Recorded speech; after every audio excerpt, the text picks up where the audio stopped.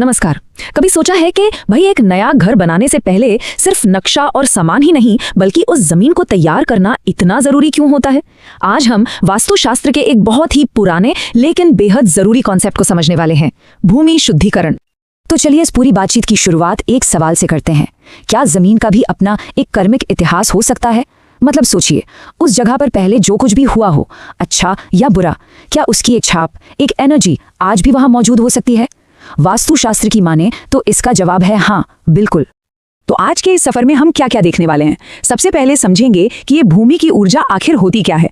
फिर देखेंगे कि ये शुद्धिकरण जरूरी क्यों है, इसके पुराने तरीके क्या थे और आज के दौर में क्या किया जा सकता है। और हाँ, सबसे जरूरी बात, इसे करने का सही समय क्या है।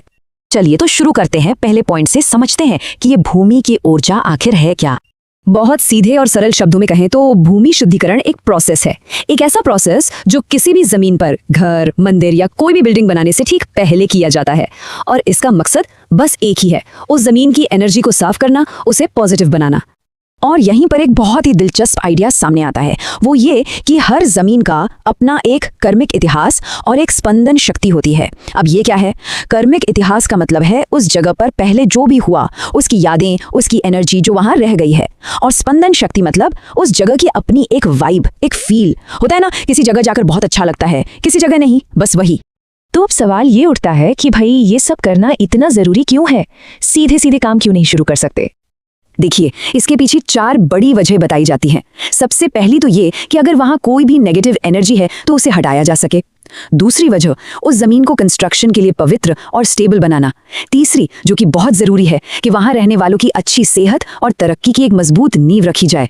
और आखिर में प्रकृति के जो 5 तत्व है ना, पृथ्वी, जल, अग्नि, वायु और आकाश, उनमें एक बैलेंस, एक हार्मनी बनाई जा सके। तो अब जब ये साफ हो गया है कि ये क्यों जरूरी है, तो चलो देखते हैं कि इसे करने के वो पुराने तरीके क्या हैं जो सदियों से चले आ रहे हैं। इसमें सबसे अहम रिचुअल है भूमि पूजन। इसका पहला कदम है भूमि देवी, यानी हमारी धरती माँ से इजाजत लेना, उनसे आशीर्वाद लेना। इसके बाद होता है अभिषेक। इसमें क्या करते हैं? गंगा जल, दूध, पंचामृत और हल्दी कुमकुम जैसी पवित्र चीजों से जमीन को एक तरह से नहलाकर शुद्ध किया जाता है। और भी कई पारंपरिक उपाय हैं, पता है, जैसे पानी में गोमूत्र मिलाकर छिड़कना, जिसे एक बहुत पावरफुल क्लिंजर माना जाता है, या फिर गंगा जल में तुलसी के पत्ते डालकर छिड़कना, कहते हैं इससे भी नेगेटिविटी दूर होती है।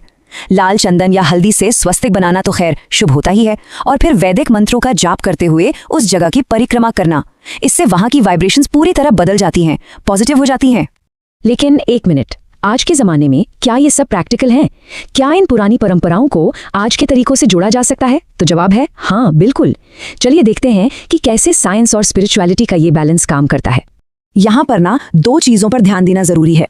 एक है फिजिकल प्योरिटी यानी भौतिक शुद्धता, और दूसरी है एनर्जी प्योरिटी यानी ऊर्जा शुद्धता। फिजिकल प्योरिटी के लिए सबसे अच्छा क्या है? एक सॉइल टेस्ट करवा लो, पता चल जाएगा कि जमीन कंस्ट्रक्शन के लिए मजबूत है भी या नहीं, एकदम साइंटिफिक। और फिर एनर्जी की शुद्धता के लिए धूप या कपूर जलाने जैसी सिंपल अरोमा थेरेपी का इस्तेमाल किया जा सकता है ना? ये साइंस और विश्वास का एक बेहतरीन कॉम्बिनेशन। चलिए अब आते हैं सबसे प्रैक्टिकल सवाल पर। ये सब करना तो है, पर कब करें? सही समय क्या है इसका? ज्योतिष के हिसाब से देखें तो इसे भूमि पूजन से एक दिन पहले या फिर उसी दिन किसी शुभ मुहूर्त में करना सबसे अच्छा होता है। अगर दिनों की बात करें तो सोमवार, गुरुवार या शुक्रवार को बहुत शुभ माना गया है। और तो और कुछ खास नक्षत्रों का भी ध्यान रखा जाता है, मतलब आसमान में ग्रहों की एक खास पोजीशन, जैसे कि रोहिणी, मृगशिरा, हस्त, पुष्य या उत्तरा।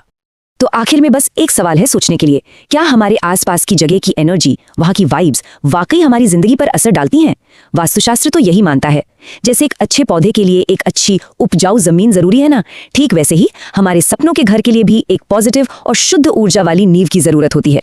इस बारे में सोचिएगा जरूर।